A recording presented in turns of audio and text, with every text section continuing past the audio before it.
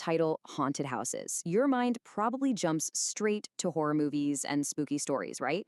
Well, today we're diving into Henry Wadsworth Longfellow's famous poem of the same name, and I promise you it's going to flip that whole idea on its head.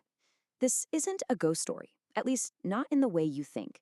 It's something much, much deeper. So let me just ask you this right at the top. What if ghosts weren't scary?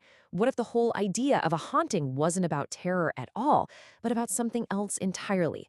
That is the exact question Longfellow wants us to wrestle with. And you can really see the difference laid out here.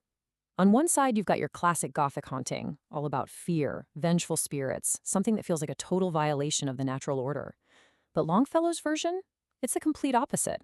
He's talking about a haunting defined by quiet presence and memory. His phantoms are harmless. For him, this isn't some supernatural fluke, it's a natural, universal law of existence. All right, so let's get into our first section.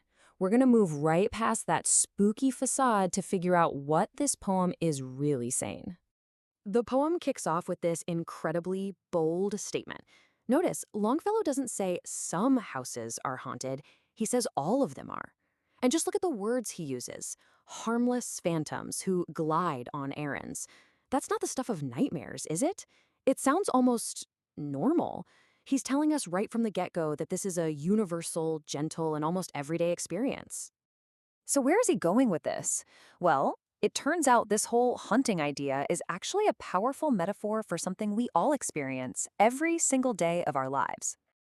And just so we're all on the same page, a metaphor is just a figure of speech where you talk about one thing to mean something else, to create a deeper comparison. And trust me, Longfellow is using one of the most brilliant metaphors you'll ever come across right here. Okay, let's break this down. The haunted house isn't just a physical building, it's a symbol for our own consciousness, our own lives, which are filled with the lingering presence of the past. And those harmless phantoms? They're our memories. They're the intangible influences of the people who came before us. The open doors represent that threshold between our physical world and the spiritual realm of thought and memory. So here's the bottom line. The true haunting that Longfellow is writing about is memory. It's the way the past and the people from our past continue to live inside us, shaping who we are right now. But here's where it gets even more fascinating.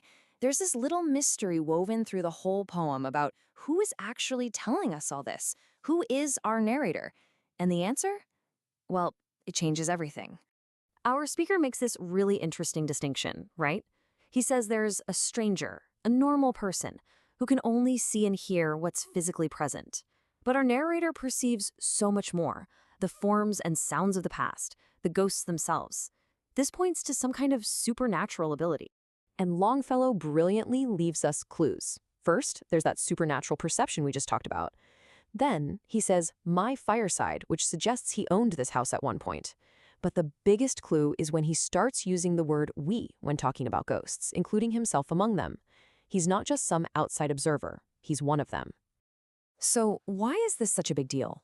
Because if the speaker is a ghost, Longfellow is suggesting that consciousness, memory, and our connections to each other don't just stop when we die. The boundary between the living and the dead isn't a solid wall. It's more like a thin, blurry veil.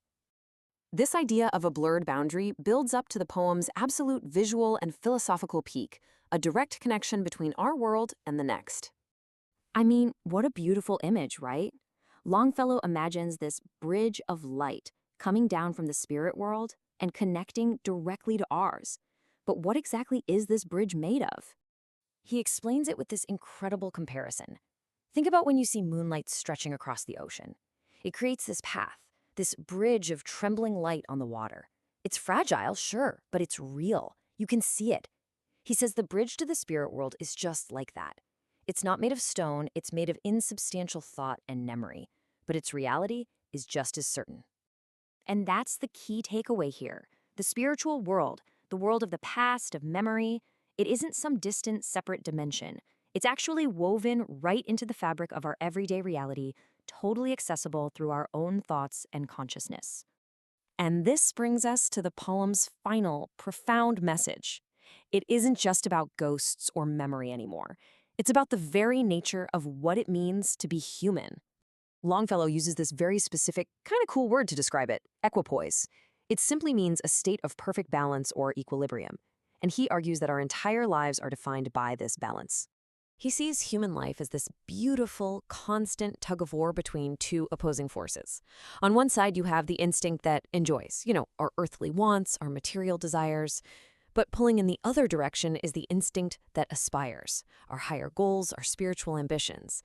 And this delicate balance, he says, is shaped by unseen forces. And here it is. This is how it all comes together. Those unseen forces, those harmless phantoms from the beginning. They are the invisible weight of the past. It's the memories and influences of those who came before us that provide that spiritual aspiration. They're the ones that balance out our material lives and give everything meaning. The past isn't dead. It's the very thing that keeps us steady. And that leaves us with one final thought.